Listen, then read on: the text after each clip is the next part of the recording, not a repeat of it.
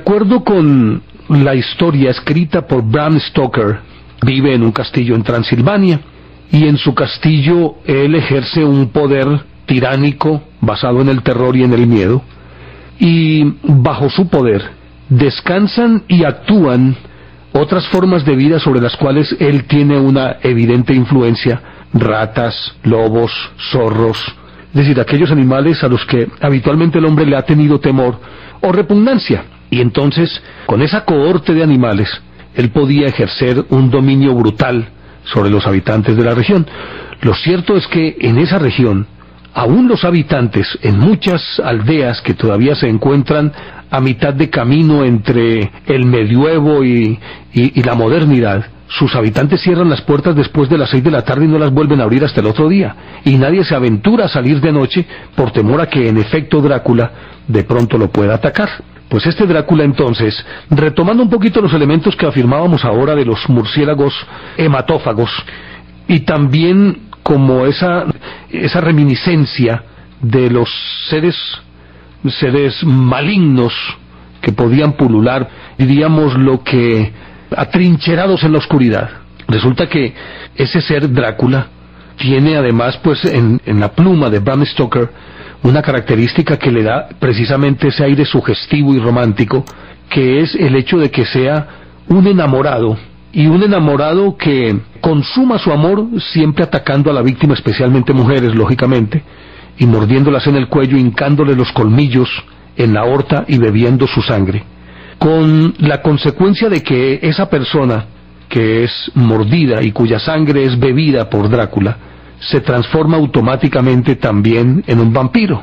Entonces ya no es solamente él, sino que tiene además un séquito de vampiros, y digámoslo, no sé qué tanto se pueda decir vampiras, pero creo que sí, un séquito de vampiros y vampiras, porque la parte en la que él ejerce el poder, él tiene que sustentarlo sobre los hombros de personajes que le sirvan de una manera total, incondicional, y en los cuales él pueda confiar rotundamente. Obviamente tienen que ser hombres, pero también ese séquito de mujeres a las que seduce, con las que convive, y aquí sutilmente se deja entrever el tabú sexual, que no lo ponen en evidencia en las relaciones de Drácula con las mujeres, porque no existe una unión sexual, pero de manera subliminal dejan traslucir que esa relación sexual y orgásmica se da a través de la mordida en el cuello, de la languidez y también el gesto sensual y erótico de la mujer y la cara de satisfacción de él.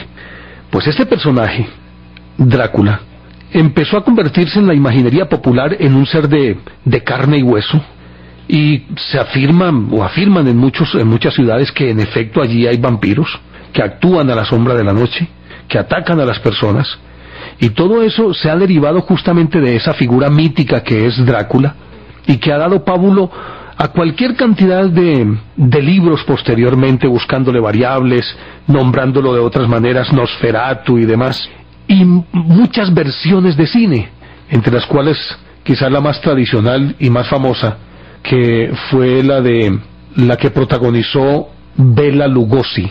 Primero hubo una que fue Nosferatu, que era una película alemana, y resulta que tuvieron problemas con los herederos de Bram Stoker, y entonces no dejaron prácticamente usar el nombre de Drácula, y tuvieron que cambiarlo por el de Nosferatu.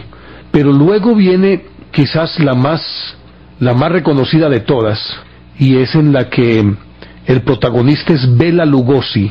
Después vienen otras versiones con Christopher Lee, David Carradine, o John Carradine más bien, la película que hizo, y quizás es las dos versiones más famosas son las de Christopher Lee, y la de Bela Lugosi, que termina de tal manera compenetrado con el personaje, que él se asume Drácula, vive como Drácula, y termina en alcohol y drogas, y durmiendo en un ataúd, y expresamente ordena que cuando muera, sea vestido con el traje de Drácula, incluida su capa. Hasta ese punto llega inclusive a influir la figura de Drácula, no solamente en la cinematografía, sino también en los libros. Hoy, sin lugar a dudas, esta figura de Drácula no solamente sigue excitando la imaginación, y también inspirando a muchos, tanto en pintura, literatura como cine, para seguir hablando de ese personaje, pero ahí se logra entender, es el hecho de que definitivamente en el inconsciente del ser humano yace todavía por allá una especie de fibra animal que lo lleva a actuar de una manera salvaje y le hace afluir como ese instinto que lo lleva a medirse con los demás y a tratar de vencerlos. Y naturalmente que también está ahí involucrada esa eterna lucha del bien con el mal, en la que regularmente el mal siempre toma la ventaja, pero termina imponiéndose el bien. Es ni más ni menos lo que sucede con este hombre o con este mito que es Drácula. Pero realmente Bram Stoker se basó en el que en su momento, cuando él empezó a escribir la historia, era un absoluto desconocido en Europa, aunque históricamente se sabía quién fue y se sabía lo que hizo. De todas maneras, entre la gente era un personaje desconocido, pues los lectores de historia, los apasionados por la historia sabían quién era, pero en ningún momento, aunque por afinidad, y posteriormente esa afinidad se evidencia cuando ya se conoce la vida de este individuo, se sabe el porqué de su nombre y cómo lo convierte en un bestseller Bram Stoker. Con esos elementos entonces ya sí se entiende el que podría existir una cierta asociación, pero lógicamente que de acuerdo con los historiadores es una asociación más humana que sobrenatural, pero los visos de sobrenatural le dan también como ese aire de misterio y de enigma. Resulta que este individuo existió y se llamaba Vlad Tepes. Vlad Tepes significa Vlad el Empalador. Resulta que él nació en 1431 en Valaquia, que era una especie como de principado, un señorío feudal pequeñito, y que estaba en el centro de la disputa entre los húngaros, los otomanos, los búlgaros, y todos querían un pedazo de ese pastel. Resulta que su padre se llamaba Dracul por una razón muy sencilla. Segismundo, que era el emperador del imperio germánico, el Sacro Imperio Germánico, conformó una liga que pretendía repeler el ataque de los turcos, que recién estaban intentando tomarse toda Europa a partir de Constantinopla. Pues en principio este Dracul sirvió a Segismundo, y Segismundo lo involucró en una legión llamada la Legión de los Dragones, pero como allá no existe el término dragón, se va transformando en Dracul, y lo hizo como el jefe de los dragones que debían enfrentar la invasión de los otomanos. Y entonces, al mismo tiempo, lo instala como voivoda, otros dirían voivoda, de Valaquia, que es el equivalente de príncipe, pero ese título, en la realidad, se asimila con el de rey, mejor dicho. Le decían príncipe, pero en efecto era el rey, como el príncipe Rainiero de Mónaco, que no es otra cosa que el rey de Mónaco, ni más ni menos. Pues este Dracul logra pactar una tregua con los otomanos, y de cierta manera atrae la amistad de ellos, pero una vez que ellos salen, él discreta y sutilmente empieza a alejarse de ellos, pero resulta que el gobernante de Constantinopla se da cuenta de lo que está ocurriendo, y entonces lo manda a llamar para que le rinda cuentas. Él viene con sus dos hijos, con sus tres hijos, Mircea, que es el hermano mayor, Vlad, que es el segundo, y el tercero Radu. Y entonces cuando llega lo detienen, y entonces el sultán le exige que para probar su lealtad le tiene que dejar a sus hijos de rehenes. Él le deja a sus hijos de rehenes, y entre ellos está Vlad, que se familiariza con el estilo y las formas de los otomanos para atormentar, para empalar y para torturar a los enemigos. Se hace amigo de Mehmed, que es el sultán, Mehmed II, que fue el conquistador de Constantinopla. Este Vlad, pues, y es un niño todavía, pero desde temprano se nota en él esas inclinaciones, ese morbo, esa satisfacción que le produce la crueldad, y aprende todas las tácticas, las técnicas para empalar, para matar, para torturar. Y cuando ya es un adolescente, resulta que hay una conjura organizada por un húngaro llamado Juan Hundaji. Su papá ha tenido la oportunidad de volver al trono de Valaquia. Resulta que este Hundaji forma una conjura. En ese momento ya han liberado a Vlad, que está de regreso a su país, y le toca observar cómo ese Hundaji quema a su padre, lo mata. Primero empieza a quemarlo y luego lo entierra vivo, y a su hermano Mircea le saca los ojos con un garfio al rojo vivo, y le aplica la misma. Muerto su padre y su hermano, él jura que se va a vengar. Pero ya seguimos hablando de esta historia aquí en Enigmas del Mundo. Ya regresamos, Enigmas del Mundo.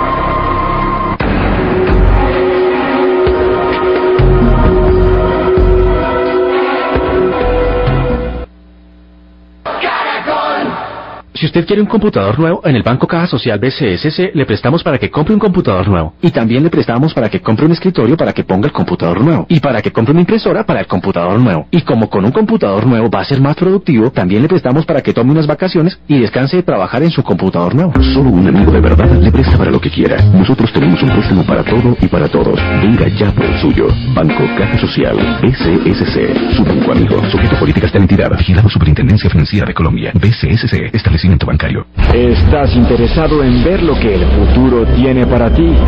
¿Quisieras saber tus números de la suerte o quién es tu media naranja? ¿Ese ser ideal que te hará feliz? Estas preguntas pueden ser contestadas en un instante y con certeza llamando a los mejores psíquicos y astrólogos de Walter Mercado. Llámanos marcando desde un teléfono fijo al número 01901-111-8888 o desde tu celular marcando al 01901-444-8888 o chatea con nuestros psíquicos enviando un mensaje al 7999. No lo pienses más. Valor llamada por minuto 2.900 pesos masiva. Valor de mensaje 1.900 pesos masiva. Colombia es un país maravilloso. Los colombianos seremos felices si vivimos como hermanos. Seamos solidarios. Gran Caminata de la Solidaridad. Domingo 26 de agosto a partir de las 10 de la mañana. Desde la Plaza de Bolívar por la ruta acostumbrada. Gracias al patrocinio de Concel, por primera vez en Bogotá desfilará el Carnaval de Barranquilla, alternando con las carrozas, actores de las telenovelas, reinas, orquestas, muestras folclóricas y puestos de recreación. Ven y disfrútalo. Patrocinan Coca-Cola, Banco Popular, Sole Tanche, Bachi Simas, Colpatria, Red Multibanca y con subsidio. Apoya Alcaldía Mayor Bogotá sin diferencia. No dejes pasar tus sueños sin hacerlos realidad. No esperes hasta mañana, hoy es tu oportunidad. Café Sello Rojo, ponle tu sello a la vida. Café Sello Rojo, ponle tu sello a la vida.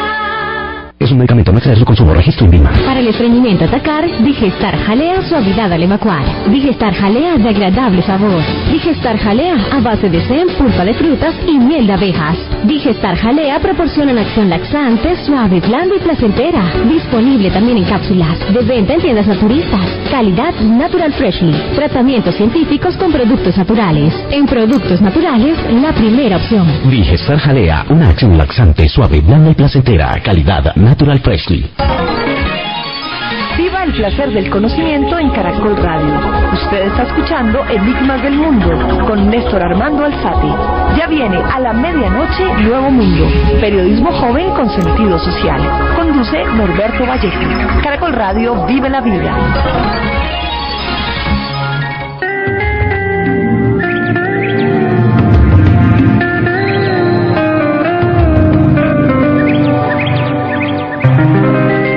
Había una vez un mundo lleno de enigmas, misterios, mitos, leyendas, hechos increíbles e historias extrañas. Resuelva los enigmas del mundo con Néstor Armando en Caracol.